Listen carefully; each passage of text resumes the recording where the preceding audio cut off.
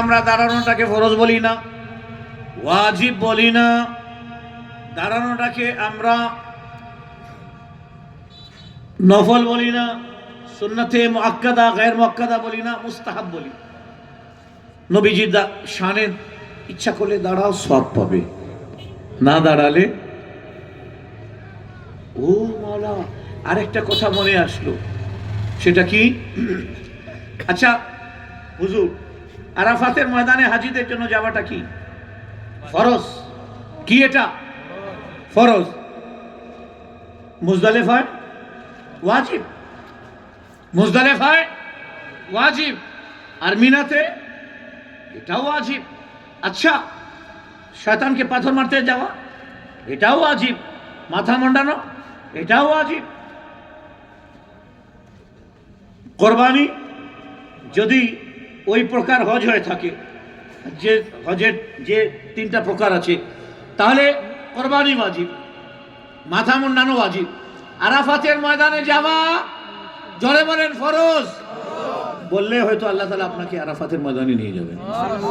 আরাফাতের ময়দানে যাওয়া ফরজ, আর মুজদালিফায় যাওয়া ওয়াজিব, মিনাতে যাওয়া ওয়াজিব, শয়তানকে পাথর মারতে যাওয়া ওয়াজিব, এরপরে মাথা মুন্ডন করা।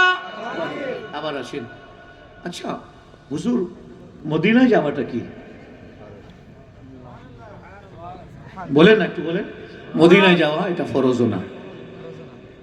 এইবার বলবেন যে ওই যে ওই দিক দিয়ে শুনতেছে দূর থেকে, ওয়াও 24 নম্বর, বলবে বাপরে, এটা তো আমাদের মনের কথা আছে, বুখারী বলে দিল। বুখারী হুজুর খুব সুন্দর, আমাদের মনে কি মদিনায় যাওয়া কোনো ফরজ না? হ্যাঁ ফরজ না, আমিও মানি। ওয়াজিব না? হ্যাঁ ওয়াজিব না। সুন্নতে মুআক্কাদা না? হ্যাঁ সুন্নতে মুআক্কাদা না। সুন্নতে গায়র মুআক্কাদা না? হ্যাঁ গায়র মুআক্কাদা না। কেন? এখন আল্লাহ তাআলার কাছে প্রশ্ন করি, মাওলা আরাফাতের ময়দানে যাওয়াটাকে ফরজ করে দিল, ছোট ছোট কঙ্করিওয়ালা ময়দান মুজদালিফা, এটাতে যাওয়াকে ওয়াজিব করে দিলে, আর মিনাতে খেমা লাগায়, তাবু লাগায় বসাটাকে কি করে দিলে? ওয়াজিব করে দিলে। শয়তানকে জামরাতে পাথর মারাটাকে ওয়াজিব করে দিলে। মদিনায় যাওয়াটাকে ফরজও করলে না, ওয়াজিবও করলে না। কারণটা কি মাওলা? কেন ফরজ করো নাই, ওয়াজিব করো নাই? আমরা এতরাজ করছি না, উই হ্যাভ নো অবজেকশন, আমাদের কোনো অবজেকশন নেই। একটু দয়া করে বলে দাও, ফরজ ওয়াজিব করো নাই কেন? বলে গো, ফরজ ওয়াজিব যদি করে দিতাম তাহলে যে চাইতো, যার মধ্যে মহাব্বত আছে সেও যাইতো, যার মধ্যে মহাব্বত নাও সেও যাইতো। আশিকে রসুলও যাইতো, ফাসেকও যাইতো, আশিকে রসুলও যাইতো, দুশ্মনও যাইতো। এই জন্য ফরজ ওয়াজিব আমার রসুলের ক্ষেত্রে ফরজ ওয়াজিবটা উঠায় দিলাম। দেখতে চাই কারা কারা আমার রসুলকে ভালোবাসে। মনে করেন আনিসের আম্মা আমাকে খুব মহব্বত করেন, ঠিক আছে, আমাকে ভাইয়ের মতো মানেন। উনি যখন শুনবে যে বুখারী হুজুর আমার ভাই রাজশাহীতে আসলো, অথচ আমার বাসায় গেল না, খুশি হবে কি নারাজ হবে? জোরে বলেন। আরে মক্কায় গেলে, মদিনায়, মক্কায় গেলে, আরাফাতে গেলে, মিনায় গেলে, মুজদালিফায় গেলে, জিন্দা নবীর মদিনায় গেলে না, নবী খুশি হবেন কি নারাজ হবেন? আল্লাহ। এবার আসেন আল্লাহ তাআলাকে জিজ্ঞাসা করি, মাওলা তুমি ফয়সালা করে দাও, মদিনায় যাওয়া যাবে কিনা?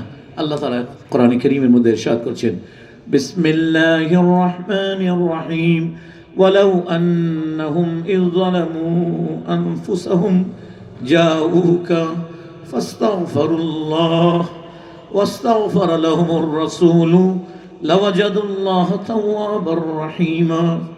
আল্লাহ, এই আয়াত যতবার পড়বেন আপনার চোখ থেকে পানি পড়বে, যদি অর্থ বোঝেন। ওয়ালাউ আন্নাহুম ইয যালামু, আর যদি আমার বান্দারা জুলুম করে বসে, পাপ করে বসে, সীমানা লঙ্ঘন করে বসে, জাউকা, আর হে রাসূল তারা যদি আপনার দরবারে হাজির হয়। আল্লাহ, জোরে বলুন না সুবহানাল্লাহ। জাউকা, হে রাসূল ওই আমার গুনাহগার পাপী বান্দা, আমার গুনাহগার পাপী বান্দা জাউকা, আপনার দরবারে যদি হাজির হয়, আপনার কদমে যদি হাজির হয়, ফাস্তাগফিরুল্লাহ, আমার কাছে হাত তুলে যদি বলে আল্লাহ আমাকে মাফ করে দাও, মোনাজাত করে আমাকে মাফ করে দাও, ওয়াস্তাগফারা লাহুমুর রাসূল, আর যদি রাসূল তাদের জন্য সুপারিশ করেন, আল্লাহ আমার এই উম্মত গুনাহ করেছে তাকে মাফ করে দাও, আমার এই দেওয়ানা ভুল করেছে তাকে মাফ করে দাও। অনেক আছে না, এসপি ধরে নিয়ে যায়, ওসি ধরে নিয়ে যায়, ফোন করে নেতা যে এসপি সাহেব আমার লোক, হ্যাঁ এটা আমার ভাই হয়, চাচাতো ভাই, মামাতো ভাই। আরে না, ওই তো অনেক বড় একটা অপরাধ করেছে, লাল লাইট জ্বলছিল ট্রাফিকে, এই নিয়ম মানে নাই, গাড়ি বাড়ায় দিছে। আরে মানতেছি তো ভুল হয়েছে, আচ্ছা ঠিক আছে। ওসি সাহেব বলে ঠিক আছে, আপনি যখন বলতেছেন তাহলে ছেড়ে দিচ্ছি। আল্লাহ আপনি যখন বলছেন তো ছেড়ে দিচ্ছি। ও আমার ভাইয়েরা, দুনিয়াতে যদি উসিল আপনার কাজে আসে, আমার আল্লাহ তারা বলছেন ওয়ালাউ আন্নাহুম ইয যালামু আনফুসাহুম জাউকা ফাস্তাগফিরুল্লাহ ওয়াস্তাগফার লাহুমুর রাসূল লাওয়াজাদুল্লাহ তাওয়াবার রহিমা। মাওলা গো, এই আয়াত মনে হচ্ছে তুমি সুন্নিদের জন্য নাজিল করেছো, আশিকের রাসূলদের জন্য নাজিল করেছো।